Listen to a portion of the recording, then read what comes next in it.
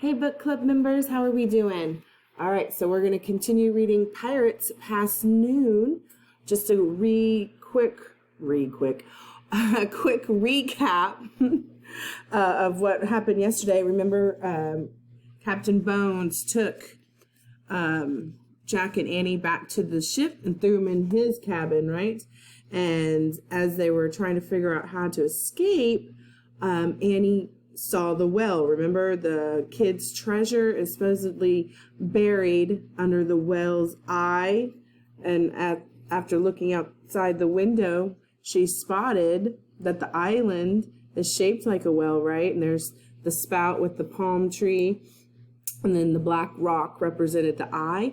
And so they were like, oh my gosh, oh my goodness, I cannot talk today.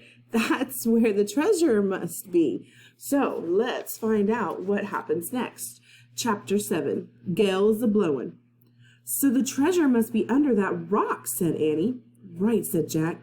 Now we just have to get back to the island. We'll show Captain Bones where the treasure is. Then, while all the pirates are digging, we'll sneak up to the tree house. And make a wish to go home, said Annie. Right. Jack poked his head out of the round window of the cabin. Captain Bones! Sir! He shouted. The pirates took up the cry. Captain Bones! Captain Bones! Hey! Came a horrible voice. Captain Bones stuck his ugly face through the window. His good eye glared at Jack. What do you want, Lumbers? We're ready to tell you the truth, sir, said Jack.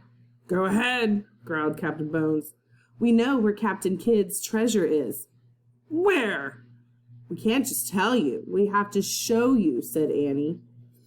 Captain Bones gave Annie and Jack a long, hard look.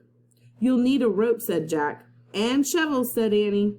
Captain Bones growled. Then he roared at his men. Get some rope and shovels. Aye, aye, Captain. Then throw these lumbers in the boat. We're going back to the island. Aye, aye, Captain. Back in the rowboat, Jack saw the sky had grown even darker with clouds. The waves were bigger. The wind was howling. Gales a-blowin', said Pinky. You'll see a gale. You'll see a gale if I don't get me gold today, by thunder, Captain Bones shouted. Row, dogs, row! The three pirates battled the waves until the rowboat reached the island. They all piled onto the shore. Captain Bones grabbed Jack and Annie. Okay, Lumbers, he said. Now show us where the treasure is. There, said Annie. She pointed at the black rock near the tip of the island. Under that rock, said Jack. Captain Bones dragged Jack and Annie down the beach to the black rock. Get to work, Captain Bones said to Pinky and Stinky. What about you? Said Annie. Me? Work? Captain Bones chuckled. Jack gulped. How could they get away from him? Don't you think you should help your friends? He said. Captain Bones gave Jack a horrible grin. Nah, I'm going to hold you two till there's treasure in me hands. Chapter 8. Dig, dogs, dig. Pinky and Stinky tied their rope around the big rock. The wind howled. The two pirates pulled and pulled and pulled. They need help, said Jack. Let the dogs do the work, growled Captain Bones. You're not very nice to them, said Annie. Who cares? Roared Captain Bones.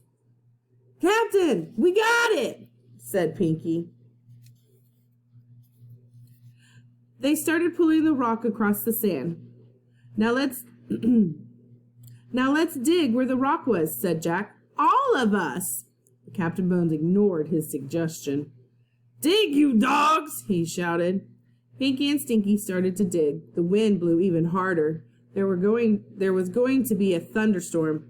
Ow! I got sand in my eyes, Pinky whined. Oh, me back hurts, Stinky cried. Dig! Shouted Captain Bones. He held Jack and Annie with one hand. With the other, he pulled out the gold medallion. He tossed it at the two pirates. It fell into the hole. Dig for more of these, you swine, he said. Squawk! Look, Annie said. Polly was back. She was circling above them. Go back, she squawked.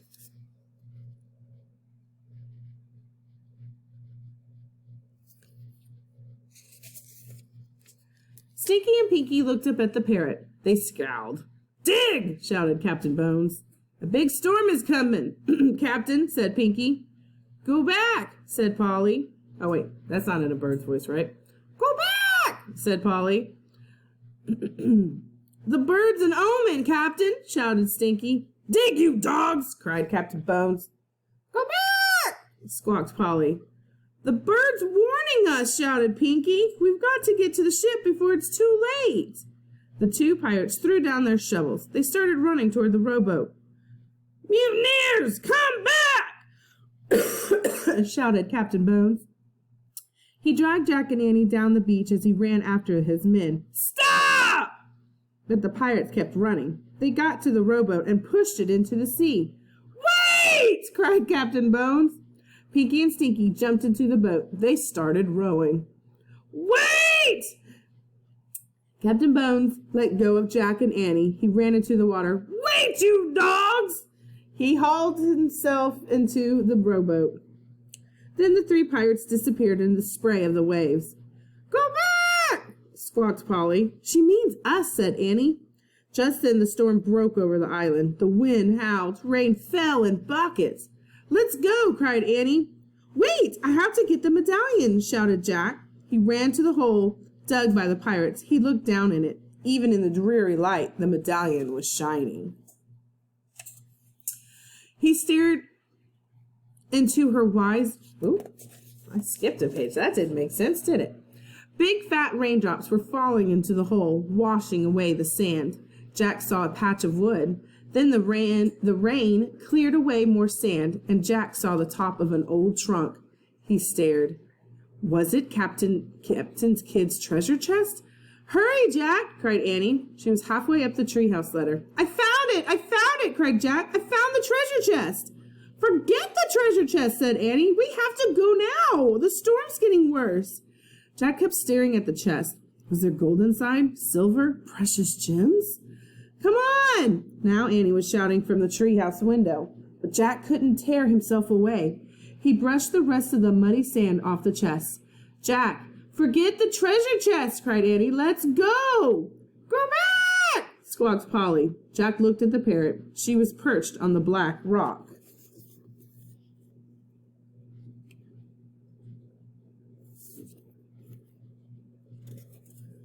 He stared into her wise eyes. He thought he knew her from somewhere else. Go back, Jack, she said. She sounded like a person. Okay, it was definitely time to go. Jack took one last look at the treasure chest. He clutched the gold medallion. Then he took off, running toward the treehouse. His socks and rain boots were still there. He quickly pulled the boots on. He shoved the socks into his backpack. The rope ladder was dancing wildly in the wind. Jack grabbed it. The ladder swayed as Jack climbed. He was tossed this way and that, but he held on tight. At last, he pulled himself into the treehouse. Let's go, he cried. Annie was already holding the Pennsylvania book. She pointed to the picture of Frog Creek. I wish we could go there, she shouted. The wind was already blowing hard, but now it blew even harder. The treehouse started to spin. It spun faster and faster. Then everything was still. Absolutely still. Snack time's over. Let me give you a clue. The next chapter tomorrow is called The Mysterious M. Wonder if we're getting closer to getting to figure out who is M. See y'all tomorrow.